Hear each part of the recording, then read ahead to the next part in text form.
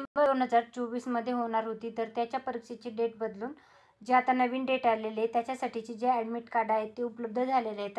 Admit card download करण्यासाठी तुम्हाला official वेबसाईटवर व्हिजिट करायचं. ऑफिशियल वेबसाईटवर व्हिजिट केल्यानंतर तुम्हाला अशा प्रकारचं इंटरफेस दिसेल, जे ऑफिशियल वेबसाईटचं असेल. UGC नेट 2024साठीचं ॲडमिट कार्ड जे आहे ते अवेलेबल झालेलं आहे. तर 3 जानेवारी 2025पासून जे आहे तर ती तुमची ऑनलाईन पद्धतीने एक्झाम सुरू होणार आहेत.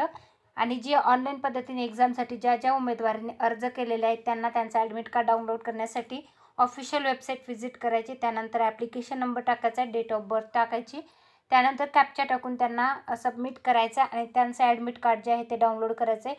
ॲडमिट कार्ड म्हणजे प्रवेशपत्रावर दिलेले सर्व इन्स्ट्रक्शन जे आहेत ते व्यवस्थित फॉलो करायचे. UGC नेट 2024साठीची जी प्रवेशपत्र आहेत ते उपलब्ध झालेले आहेत.